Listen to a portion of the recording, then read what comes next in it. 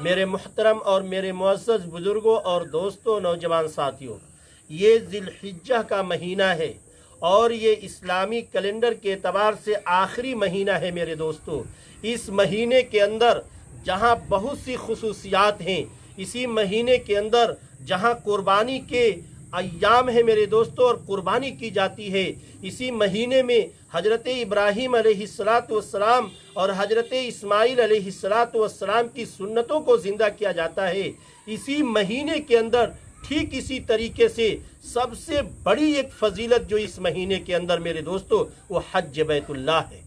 आपको मालूम है कि इस्लाम के 5 रुकन है। सबसे पहला कलिमे तय्यबा ला इलाहा इल्लल्लाह मुहम्मदुर रसूलुल्लाह, दूसरे नंबर पे है नमाज, तीसरे नंबर पे है रोज़ा, चौथे नंबर पे है ज़कात और 5वें नंबर पे है हज। अगर अल्लाह तबारक व तआला ने इस्तिताअत दी है, अल्लाह तबारक व तआला ने अगर ताकत दी है, अल्लाह तबारक व तआला ने इतना मालो दौलत दिया है कि जो यहाँ से लेकर के हमारे मुल्क हिंदुस्तान से लेकर अरब तक जा सकते हैं, मक्कतुल मुकर्रमा तक जा सकते हैं और पूरा उसका खर्च जो है आप बर्दाश्त कर सकते हैं मेरे दोस्तों। और जितने दिन हज के अय्याम में आप रहेंगे, अगर उतने दिनों का खर्चा घर पे रख करके जा सकते हैं तो मेरे दोस्तों आपके ऊपर हज फर्ज हो जाता है।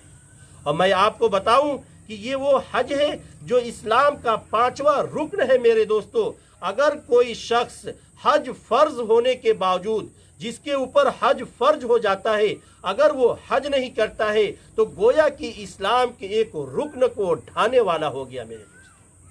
और इससे बड़ी बदनसीबी क्या होगी कि अल्लाह का जो घर है और नबी का जो रोज़ा है उसकी दीदार से वो महरूम हो जाएगा मेरे दोस्त। तो सोचें, और इतना बड़ा सवाब है मेरे दोस्तों। अल्लाह के रसूल सल्लल्लाहु अलैहि वसल्लम ने फरमाया, अगर कोई शख्स इखलास के साथ खालिस अल्लाह के लिए अगर हज करता है मेरे दोस्तों, और हलाल कमाई से अगर हज करता है, इखलास से हज करता है, अल्लाह के लिए हज करता है, तो अल्लाह के रसूल ने फरमाया हज से जब वो वापस होगा तो इस तरह वापस होगा जैसे आज ही अपनी माँ के पेट से पैदा हुआ है। आपको मालूम है कि माँ के पेट से पैदा होने वाला बच्चा कोई गुनाह नहीं किया होता है, पाको साफ होता है, उसके ऊपर कोई गुनाह लगा हुआ नहीं होता है। ठीक इसी तरीके से मेरे दोस्तों, जब हाजी हज करके वापस आता है तो अल्लाह तबारक व तआला उसकी गुनाहों को इस तरह धुल देते हैं जैसे आज ही अपनी माँ के पेट से पैदा हुआ है। इसलिए मेरे दोस्तों सोचें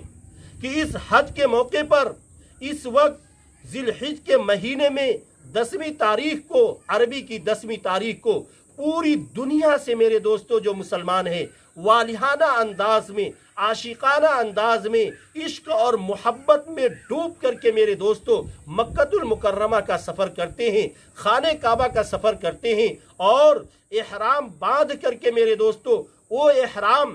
की जो सफ़ेद 2 लिबास होता है मेरे दोस्तों, कफन की तरीके से वो लिबास, चाहे मालदार हो या गरीब, चाहे वो राजा हो या कोई उसका कारकुन हो, वो जो घर से पहन के जा रहा है उस कपड़े को निकालना पड़ेगा। और मेरे दोस्तों कफन सा 2 लिबास, एक चादर और एक लुंगी को बांध करके मेरे दोस्तों लब्बैक अल्लाहुम्मा लब्बैक ला शरीक लक लब्बैक इन्नल हम्द वन निअमत लक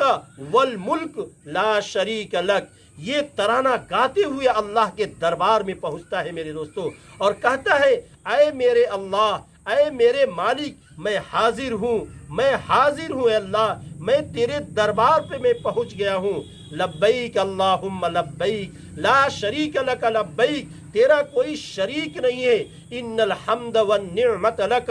तमाम तरह की तारीफ़ें जो है, तमाम तरह की नेमतें जो हैं, अय अल्लाह आप ही के लिए है और मुल्क आपके लिए है मेरे दोस्तों, और आपका कोई शरीक नहीं है। हाजियों को आप लोगों ने देखा होगा, खाने काबा ये मौजूद है और खाने काबा के इर्द गिर्द तवाफ जो करते हैं, जहाँ पे खाने काबा के जिस कोने पे मेरे दोस्तों हजरे अस्वद लगा हुआ है और उसके ठीक सामने एक हरी बत्ती लाइट लगा दी गई है और वहीं से इस्तिलाम करके अगर मौका मिलता है तो हजर अस्वद को चूम करके वहीं से तवाफ शुरू करते हैं मेरे दोस्तों, और चक्कर लगाते हैं खाना काबा को, और अल्लाह तबारक व तआला की दरबार की हाजिरी को मेरे दोस्तों सारे आशिक जो हैं वालिहाना अंदाज में कि अल्लाह से मुलाकात करने के लिए जा रहे हैं, अल्लाह के घर पे जा रहे हैं, इस तराना को गाते हुए मेरे दोस्तों मक्कतुल मुकर्रमा पहुँचते हैं। खाना काबा को देखकर जो दुआएं मांगी जाती है दुआएं कबूल होती हैं। हजर अस्वद है, हतीम है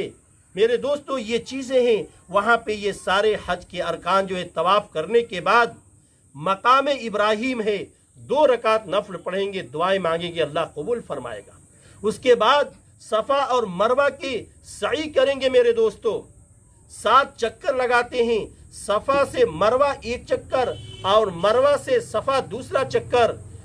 इस तरीके से 7 चक्कर लगाएंगे मेरे दोस्तों। ऐसा नहीं है कि सफ़ा से मरवा, मरवा से सफ़ा 1 चक्कर माना जाता है। सफ़ा से मरवा 1 चक्कर और मरवा पहाड़ी पर से सफ़ा ये दूसरा चक्कर होगा। इसको लगाने के बाद से फिर मिना की तरफ जाएंगे। मिना में, मुज़दलिफ़ा में, अरफात में नमाज को मुकम्मल करेंगे, और इस तरीके से मेरे दोस्तों हज आपका मुकम्मल होगा। आखिर में मेरे दोस्तों हम सब के आका ताजदार मदीना मोहम्मद अरबी सल्लल्लाहु अलैहि वसल्लम ने फरमाया कि जब हज तुम मुकम्मल कर लो, हज से फारिग हो जाओ, तो मेरे दोस्तों हाजी जो है आशिकाना अंदाज में मोहम्मद रसूलुल्लाह सल्लल्लाहु अलैहि वसल्लम के शहर की तरफ, मदीने की तरफ चलते हैं। अल्लाह के रसूल सल्लल्लाहु अलैहि वसल्लम ने फरमाया जो हज करने के बाद मेरे शहर में आया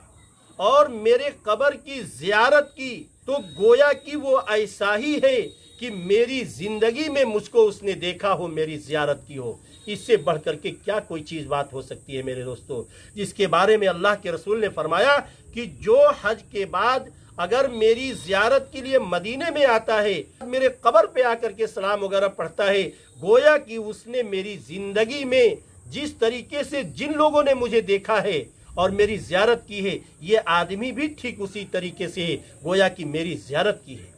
और दूसरी बात अल्लाह के रसूल ने फरमाया कि अगर कोई शख्स मेरी कब्रों की आकर के ज़ियारत करता है, मेरे शहर में आता है, मेरी मस्जिद में आता है, तो अल्लाह के रसूल सल्लल्लाहु अलैहि वसल्लम ने फरमाया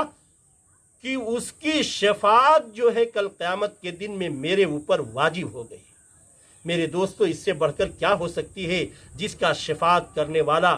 पूरी दुनिया के सरदार सरकारे दो जहां मोहम्मद रसूलुल्लाह सल्लल्लाहु अलैहि वसल्लम जिसकी शिफात कल क़यामत के दिन में कर लें, उससे बेहतरीन और खुशकिस्मत इंसान कौन हो सकता है। इसलिए मेरे दोस्तों अल्लाह तबारक व तआला ने अगर माल दौलत दिया है तो हज ज़रूर करें और हज से फारिग हो और खाने काबा मोहम्मद रसूलुल्लाह सल्लल्लाहु अलैहि वसल्लम के शहर और वो तमाम चीज़ों की ज़ियारत करें। अल्लाह हम सबको कहने से ज़्यादा अमल करने की तौफ़ीक़ अता फ़रमाए। व आखिरु दावाना अनिल हम्दुलिल्लाहि रब्बिल आलमीन।